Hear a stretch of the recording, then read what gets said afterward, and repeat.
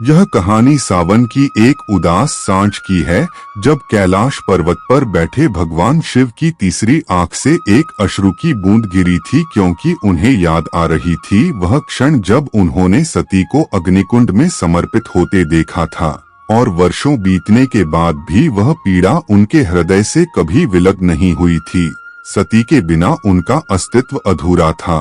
उनका हर ध्यान, हर साधना, हर तांडव उस रिक्तता से भरा था जो केवल सती ही पूरी कर सकती थी।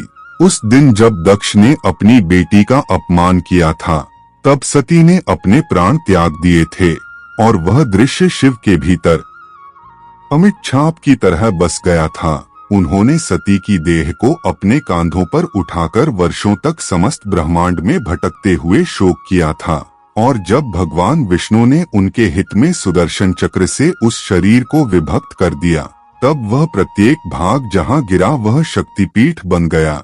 लेकिन शिव का हृदय तब भी विखंडित ही रहा।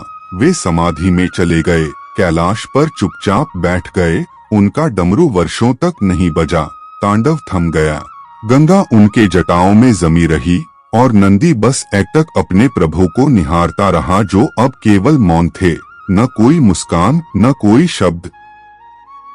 उनके ध्यान में केवल सती का चेहरा रहता, उसकी आंखें, उसका प्रेम, उसकी भक्ति, जो अब केवल स्मृति बन चुकी थी। ब्रह्मा, विष्णु, सभी देवता आए उन्हें समझाने, पर शिव का हृदय किसी तर्क से नहीं पिघला, क्योंकि प्रेम कभी तर्क से नहीं समझाया जा सकता। वह तो अनुभूति है, और जब वह अनुभूति पीड़ा बन जाए, तब देव भी केवल आंसू बनकर बहते हैं। उस दिन जब पार्वती के रूप में सती पुनः जन्मी, तब भी शिव ने स्वयं को रोके रखा। उन्होंने स्वयं को उस प्रेम से दूर रखा जो उन्हें फिर से जीने की आशा दे सकता था, क्योंकि वे डरते थे उस पीड़ा को दोबारा न झेलना पड़े।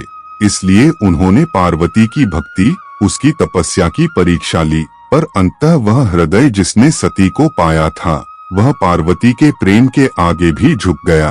परंतु सती की स्मृति कभी मिटी नहीं। हर सावन में जब पार्वती श्रृंगार करती, शिव उन्हें देखकर मुस्कुराते तो थे, पर भीतर कहीं सती की छवि उभर आती। वे स्वयं को अपराधी मानते कि क्यों वह समय पर सती को रोक न सके, क्यों उन्होंने एक प्रेमिका को उस पीड़ा की अग्नि में जलते देखा।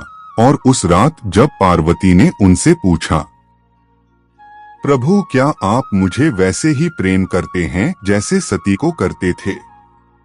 तो शिव चुप रह गए। उनकी आंखों से अश्रु बह निकले, क्योंकि वे जानते थे कि यह प्रश्न केवल उत्तर नहीं, एक स्वीकार था, एक द्वंद्व था जो उनके भीतर सदियों से चल रहा था। उन्होंने पार्वती को कभी सती नहीं समझा, नहीं सती को पार्वती से कम जाना, पर उनका प्रेम कभी दो नहीं हुआ। वह पीड़ा और प्रेम का संगम था जो केवल शिव ही समझ सकते थे। एक बार एक कन्या गौरीधाम आई और उसने पूछा, हे महादेव, आपने सती को क्यों नहीं रोका? तब मंदिर में अचानक मौन छा गया, और शिवलिंग से जल की धारा बहने लगी, मानो शिव उत्तर दे रहे हों। मैंने समय को नहीं रोका, और वही मेरी सबसे बड़ी व्यथा है।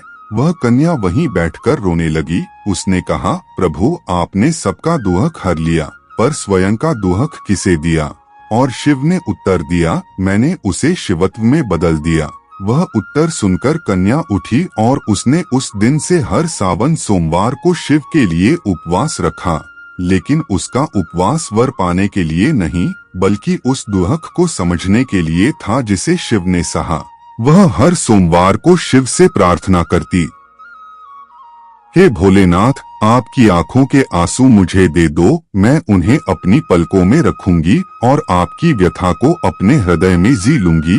तब एक दिन जब वह जल चढ़ा रही थी, मंदिर की घंटियां अपने आप बजने लगीं, और शिवलिंग पर बेलपत्र अपने आप गिरे, मानो शिव ने अपना दुहक उसे दे दिया हो। और वह कन्या मुस्कुराकर रोने लगी। वह रोते रोते समाधि में लीन हो गई, और उसकी आत्मा शिव में विलीन हो गई। लोगों ने उसे शिव व्यथा साधिका कहा, और तब से उसका स्थान भी गौरीधाम में स्थापित हुआ।